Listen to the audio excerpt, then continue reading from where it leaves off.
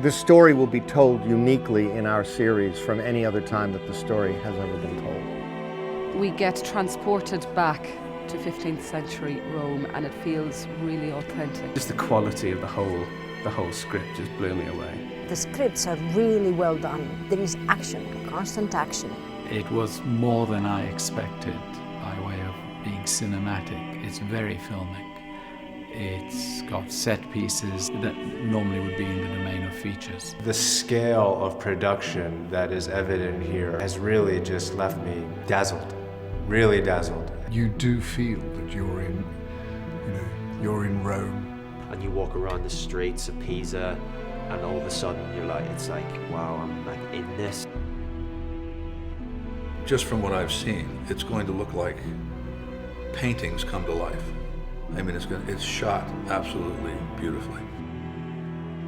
It's about politics, it's about family, it's about the Renaissance, and it's about us today. That's what Tom had put into the script. It was almost like it's happening right now, here, now, today. On one hand, it's historically accurate, but on the other hand, the storytelling is pretty modern. It's fast-paced. Down and dirty, raw, authentic, as realistic as possible. It's like a mafia story, you know. It's about corruption, nepotism, orgies, murders. On one hand, they're so outrageous, and on the other hand, they're so real. It's such in the middle of the life, fat intrigue, power games, love, desire. It's great entertainment. I think it's the biggest European series done so far.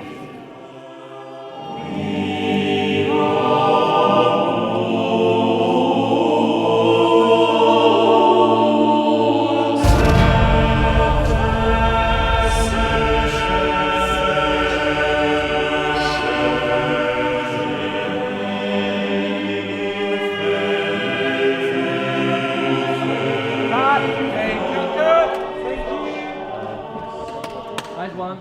Okay, moving on. Borgia is a pretty massive project that tells the story of a big Italian-Spanish family in ancient Rome between, I would say, Middle Age and Renaissance. And it's about that family, how they started getting into power through the church, and how the clan, the Borgia clan, sort of tried to get control over whole Italy and hopefully the world. Historically, there is a chunk of information about the Borgia. How much of it is actually real, the actual truth, no one knows. So on one hand, you have certain historical guideposts that you can use, but within that, there's a lot of room to make choices because one source will say one thing and one source will say the other. I think when people think of the Borgias, they think of these manipulative, emotionless people, but what we find and what I hope we're showing in Borgia is that they're really people that are, in a way, trying to control their feelings and are not always successful. Desire for power, desire for change, the motivations for war out of economic reasons, out of being inside of the human reasons, like jealousy. Like there are so many things why people use violence, and all of it is bad. It always happens, and it will always happen. Invasion by the French, the Germans, the Muslim Turks hangs above us like a noose, and yet Italy remains fractured. 10 independent countries squabbling. I think they didn't change. Humans are humans. I'm always compelled by characters that act in the extreme. You don't want to do a television series about a lot of kind of soft, lovable characters. At least I don't want to do that, and I certainly don't want to watch it. So places like a Vatican in the Renaissance, which was very different than it is now, are very attractive to me. I've known Tom for many years, and I've known that he's always had this kind of project in him, meaning a project that is set in the Vatican, and specifically in the Vatican of this era. While Tom has written many countless numbers of pilots and series over the years, this is certainly one of those that he was born to write. Tom has done so much research on the show and on the Borgia family and on the church. It's something that Tom has always been fascinated with. I think probably 96 to 98% of this script, the things that happen in this script actually happened. They're true. When I read the script first, I loved it. Read episode 1, I thought, okay, I'll be just in the first one, then episode 2, no, it continues, and then 3 and 4. It's some wonderful writing, really wonderful writing. Reading it at first was the pleasure of just feeling drawn into a world that was so foreign to me, yet that I think comes with a certain almost preordained appeal to it. I think the Vatican being one of those institutions in today's world that in some ways remains almost as mysterious to the public at large as it always was. I was very attracted to the story of a family. I was really interested in the psychology of a family, really interested in how those younger characters long for their father's approval and father's love, which I think makes it feel quite contemporary as well. I think that you have very clear, defined characters who are different and are not like anything else on any other TV show. They're smart, but they're also emotionally involved, and they're all trying to find themselves, but also trying to influence others. Tom has added his unique and personal stamp of really putting some real grit to the story. You know, his background, if you look at some of the work he's done in the past, St. Elsewhere, Homicide, Oz, they're all very gritty kinds of dramas, and I think he's bringing that kind of sensibility to this story. What I believe will be most fascinating to the audience, that they see like all these characters are extraordinarily different from each other, absolutely three-dimensional, and in a certain way authentic for the time that we are portraying. It's a sort of show that a modern audience can identify with because it's the same narration, same speed like a Soprano or Dexter or The Wire, I would say.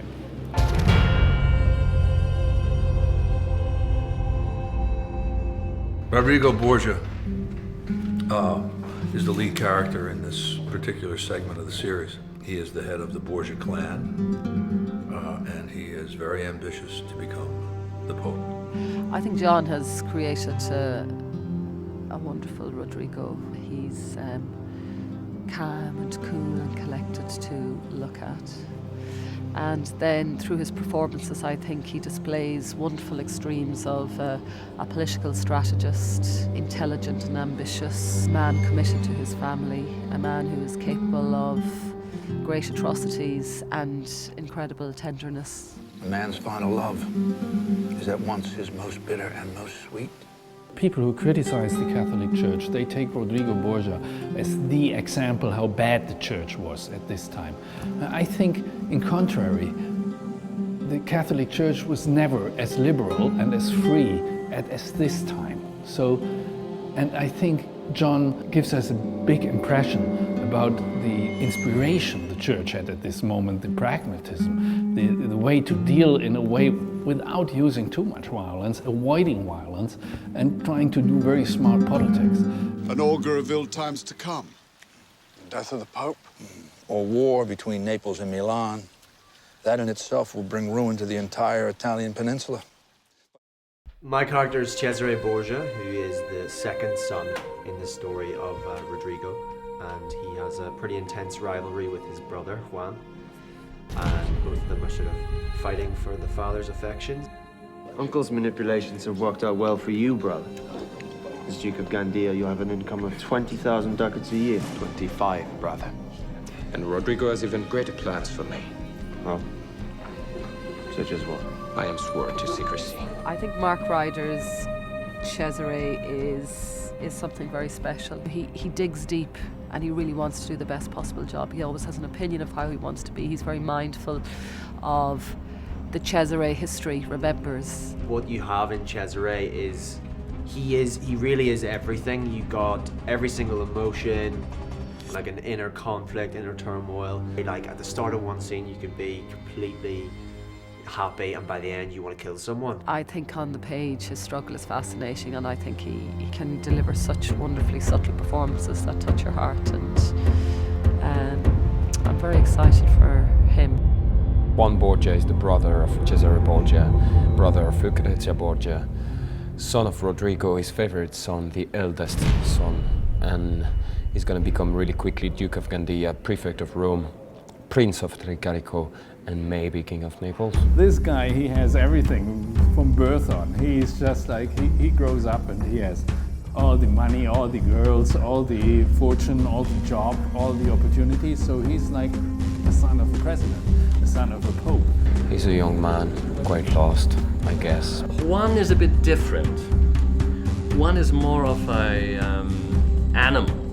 He's quite naughty, and he's a bad boy, but he's also a human being with feelings, and so I needed to find the truth in him. While working on it, Stanley came to realize that what Juan probably was somebody who doesn't really understand certain emotions, like guilt or pity. And he gets that so straight on the point, it's a pleasure watching and scary too. So I guess in a nutshell, he plays a psychopath, a very charming one and a very good looking one. Well, my character is Lucrezia Borgia. She's the daughter of Rodrigo Borgia, the Pope. Such a fascinating character to play because we meet Lucrezia as a teenager, so we meet a real innocent and a romantic and an idealist. Lucrezia Borgia is between what her family expects to do and what she wants to do. Everyone who's this age, between in his teenage years, is confronted with society expectations, how you should live your life, how your parents want you to live your life on the one side, and then the other side, finding out who you truly are and trying to follow this way. And I think that's what Isolde does so great.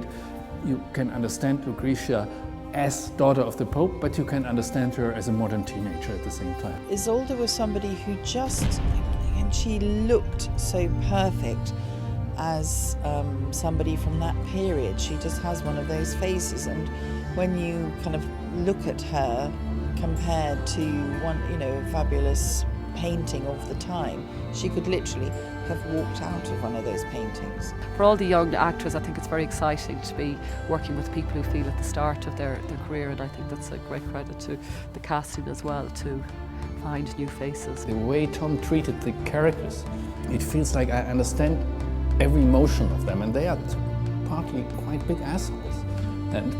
But I understand their motivations, and I'm, in a way, immediately inside of them, and that's the great thing about it.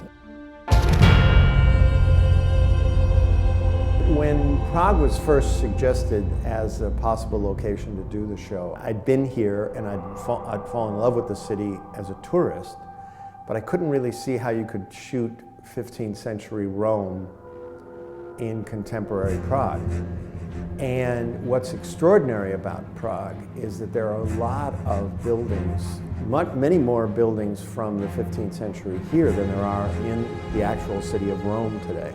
We try as much as possible to create it, of course, here in Prague and in parts of Czechia and in Barrandov studio, in the studio and in the backlot of Barrandov. Well, arriving at Barrandov Studios, I must say I was surprised. Once you enter it, the spirit is there, it's about filmmaking. It's a real old school studio with the best stages I've ever seen, actually, even though they are so old. Here in Barrandov, they work quite well. And now I must say that there is very, very good people that I would take with me everywhere in the world. All what you can see here, it's still unbelievable for me. A lot of these castles that we've been shooting in were built during the 15th and 16th centuries. Of course, those castles, they have characteristics that are quite distant from Renaissance castles in Italy. One of the palaces we shoot in, which is right in Prague, right near the castle, is the Martinsky Palace. By the time we went in there, it was pretty much a shell, and our art department have turned it back into a Renaissance palace. Incredibly high level of craftsmanship, all those hand-painted, hand-stenciled walls. And then the sets, well, I think this looks pretty pretty good. The challenge was be as close as possible to the reality. Probably nobody can recognize that our Sixtina Chapel, it's not built all of it. We built, let's say, 4/5 of the set, and 1/5 of the set it's creating by visual effects and per design of our production designer.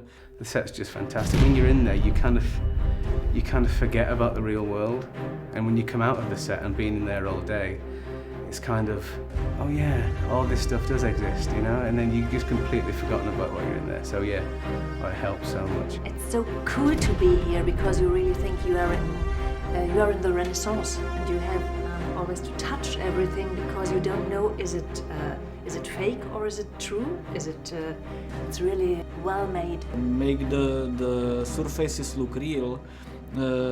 That's magic of movie. We call it the golden hands of painters, and again teamwork. You know, that's all the magic. Golden hands, paintings, colors, and stencils. As soon as you walk into these sets, or like the first day I stepped, like it was still outside, you just can't believe it. I mean, you're overwhelmed sometimes, you know. But here, the backlot, as you can see it here, this was a challenge to get ideas to create a mixture of remains of old, broken Roman buildings combined with new built houses and things like this. So actually, the backlot is one of my favorite. Look at this, it's we have this fantastic designer with the costumes, an Italian guy, Sergio. He's just amazing. He did a marvelous job. It was a challenge to be asked to do costumes for Borgia's because in a way I was very intrigued to make it a little bit more contemporary and not really to do an historical reconstruction. The costumes are stunning. You look at them and you want to wear them. And I envy the Renaissance, that the people could walk around in this beautiful stuff. If I could choose again in which time I would like to live, I would really love to live in the Renaissance and wear one of these fancy costumes. Basically, I would like to belong to the upper class there. It's much better than the lower class. Put something like that on and it completely changes the way you stand, the way you holding yourself, the way you walk, everything about it very easily puts you into the character of it. I was mainly attracted by those painters that are like the Pre-Raphaelites or those people working, doing historical paintings in the Victorian period, for instance. To find a look that resembled more like what it really must have been like, plus it must have never felt like a costume, but people being dressed, and I think he did a great job. It's really, I'm watching this for weeks now, editing it, and it's just wonderful, the stuff they wear. It's beautiful. He did a brilliant job. It's even better than the original concept, really, of what I had in mind. He even topped that. I think Sergio, his detailing is amazing in terms of the costume, but it's the fabrics as well. You know, a lot of velvet that's been used, and that gives you an amazingly rich quality. Yeah, they are absolutely wonderful. They are a bit, let's say, heavy, and I mean, they are absolutely different from the way we dress now. They're very, very heavy. Obviously, they make you feel just like you are in the time. My choice was for colors mainly. I mean, I wanted a style very clean. I was more interested in the silhouette and the fabrics. Shoes are really important as well. If you figure out what type of shoes the character wore, boots and stuff, then you can figure out how the character stood. And then you can approach, some days if you need to approach the role from outside and go inwards. It allows you to be really into it in a way. And I think they're also really beautiful. These costumes, they help, I think, the actors a lot to get this aristocrat feel for their characters, this superior feel from this elite out of this time. And these are very elite costumes. So this isn't actually my real hair. Every morning I sit for about 2 hours getting this lovely piece of real hair on my head, and it takes a long time. And if you're doing that every day, that kind of gets you get a bit annoyed, but it it's definitely worth it. I always thought that costume, makeup and hair is really defining what your character is. So here we have a great team. We have Aldo, genius, working with his hands, and very nice team of great Italian hair designers. Aldo and Gaetano, they have these magic hands, like when they're just working on it, and they'll work at it for so long, and I'll be like, it's fine, but they just get it just right every time. Working a period movie is always a challenge, you know, reconstruct all the characters that really existed in a way, and plus I'm Italian, so I know the story quite well. And when being called from this project, it was quite exciting. I cannot be more happier to work with them because they are all good and they all are very present and they know how to be in a set, and they're Italian, so you have all the sensibility in their hands, and it was very nice. It was nice to see that that they are really on top of you. They really look at the video, look at the results in every take, and they try to do it better each time. My research has been quite tight in a way, so I had to go by the history that I know somehow, and then by the script, and also with Sergio, the costume designer, which it's a very tight collaboration between the two of us, and that helped a lot. Both of those things, the costumes and the hair, have really, it really helps you get into the mood, into the character. But of course, you always have to look with a new and fresh eye, in a way, more, I don't want to say contemporary, but something that really the audience can recognize.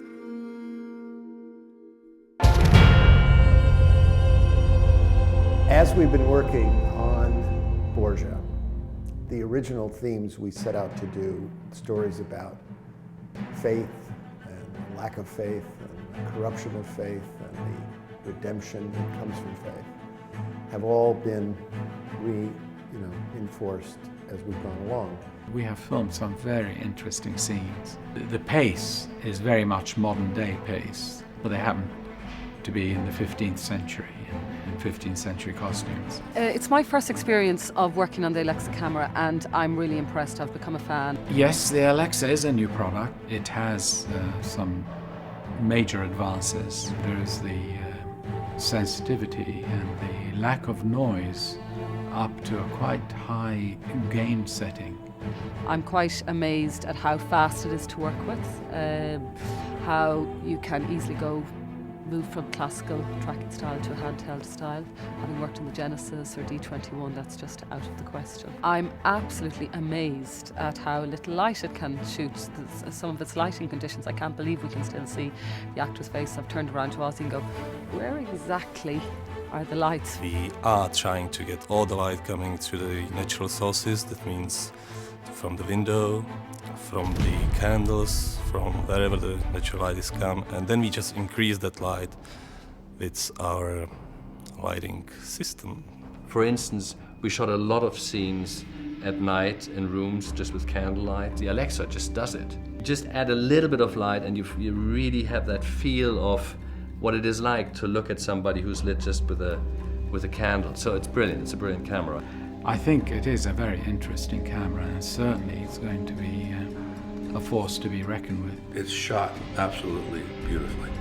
Osama Rawi, our director of photography, has done a tremendous job with lighting and shooting this show. I think people are going to be just knocked over by the way it looks. The way Osama uses the Alexa in the limits of very, very dark sets, and it's just like I look every day on this monitor and I see just Renaissance paintings, one after the other, after the other, after the other. That's one of the special things about this show. It's a permanent Renaissance painting, but very modern at the same time. And roll sound. Turn over please, A and B. Down speed, episode 145/2 take 2, A mark. Up. B mark. 4 directors, each one different points of view. And then there was this central figure who was Tom Fontana, who was there. I think that we've gotten very lucky on this show with the directors that we've had. given the fact that I've not worked with any of them before, made me very nervous. I always think that it's the director who has to inspire everyone, not only the actors, but every single person to come back the next day with a smile on their face. And I think that's, you know, you see it here with different personalities. Oliver, he's fantastic, man, yeah. I've worked on him before. Once he gets going, he's a perfectionist and he wants to get the scene and he gets the best out of you without even realizing it. You think you're doing a terrible job, and what you thought the scene was might not be what the scene is in his head. And you're like, oh, you just feel you can't get into it, and then he just pushes you past that limit and you reach a new height. Like, I've reached so many new levels, man. He just makes you grow as an actor a lot. He's awesome, man. Usually a director has to take care of a lot of aspects, the set, the actors, the lighting, about a lot of things, but Deborah has also shown a very deep interest about the artistic way, the artistic aspect. She knows exactly what to tell you in order to get you to the point you need what she wants to reach. Exactly. She's determined because she knows exactly what she wants. Yes, right. She's lovely. Exactly. She mailed to all of us. She wanted to talk with us before shooting, and that makes us care more about the project, and you can see how she was involved with all the aspects of the project. Metin Hussein has been really great. He's a real collaborator. He's very hands-on with the actors. He knows his shots. I think the end results that we're going to see is it's really beautiful, but also has this element of reality and grittiness to it. And Christoph has a great sense of humor and laughs constantly. So you have each of these diverse characters coming into a show that is filled with diverse characters. And I think it only stimulates everybody to have such great people. Depicting violence is always walking a tight line as well, because as a director you have a certain responsibility. You do not want to pretend that this is nothing, or that this does not hurt, or that this is an easy thing to do. On the other hand, you don't want to do a splatter movie. I wanted it as raw and real and painful as possible. For the bleeding and for the fights and for the killing actors, we're using different kinds of blood rigs, where they're bleeding, powered by blood tank, small tubes, tape it to the skin and bleeding. We're not making a documentary, but obviously we don't want it to look like soldiers to look like cartoon cutouts. The first day I came here, I was introduced to a group of fight and weapon specialists called Argo, and they have made my job so easy, and they are an asset to this production, Borgia. Argo Warriors, to je název pro tým lidí, pro profesionální tým lidí. Argo Warriors is the name of a professional team of people who specialize in armed fighting and fencing. Tedy vším, co se týče zbraní, zbrojí, šermů a bojů. Everything around weapons and armor and fights and duels.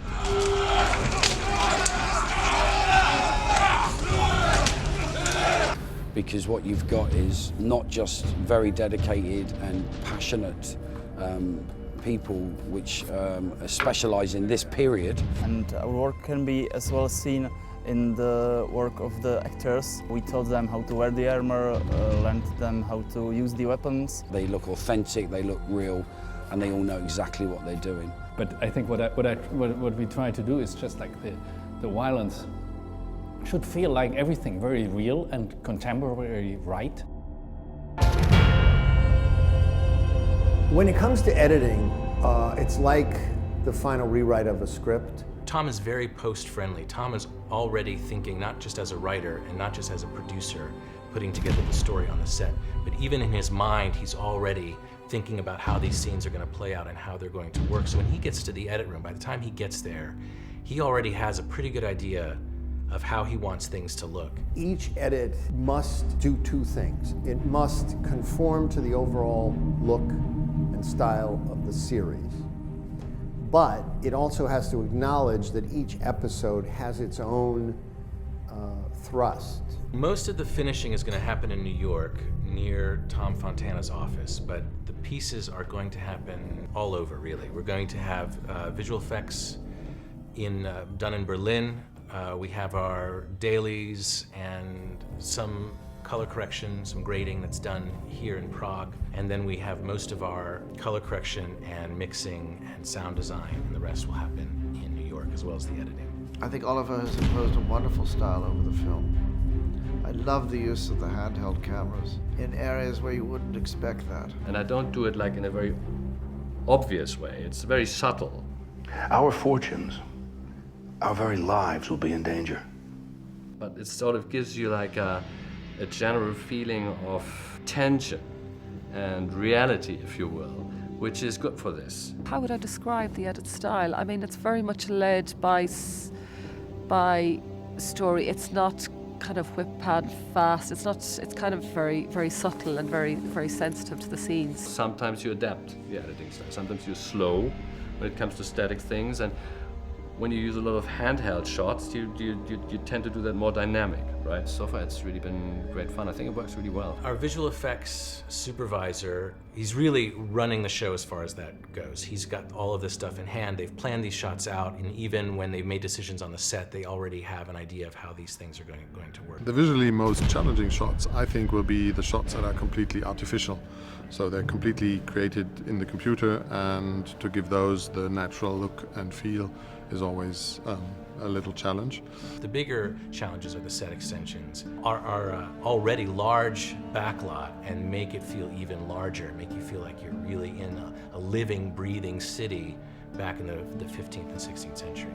In the city of Rome, there's nothing that you can photograph these days that will be even remotely looking like the Rome at the time. So we will base that completely on a 3D city. Sistine Chapel, for example, we've built, I think, half of the length and just the first floor of the height, and all of that stuff will be built and replaced in visual effects. We're sitting here in the set of the Sistine Chapel, and there's basically two things missing. The Sistine Chapel is actually even longer than behind the blue screen. It's going on for another 10 meters. And the second thing that's missing is the ceiling. So you see we have like 2 stories high existing walls and paintings here of our fabulous set construction, which covers like most of the dialogue stuff and longer lenses shots beautifully within the set. But there's, on occasions, we either tilt down from the ceiling or we actually come down from the ceiling with a crane. And in that case, we will extend it to the shape of the known Sistine Chapel, which is another story, and then the roof. How is the edit looking so far? I think great. It has a wonderful pace to it. The stories are extremely strong. The characters are extremely strong. Be careful for what you wish. Oh, Mama. Tell me about my father. Good performances, beautiful photography, lovely locations, wonderful sets, fabulous costumes. It's looking very good. Bit by bit, each episode is becoming this child that is getting ready to go out into the world and meet the audience. I think the audience will love it because we have a fantastic cast.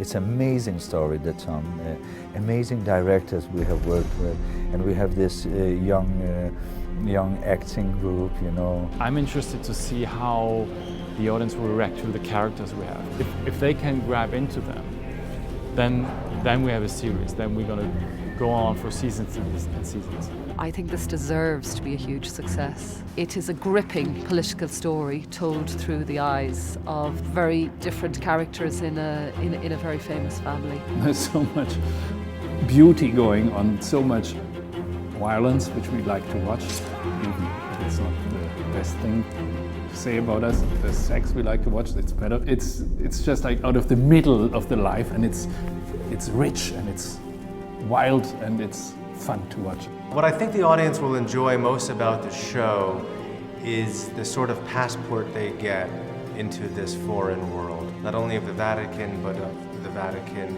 at the dawn of Renaissance Rome. It's going to be very exciting. It's been a very exciting project for me to work on, and I am anxious to see it finished so I can enjoy it myself. Keep your weapons ready. even at Mass.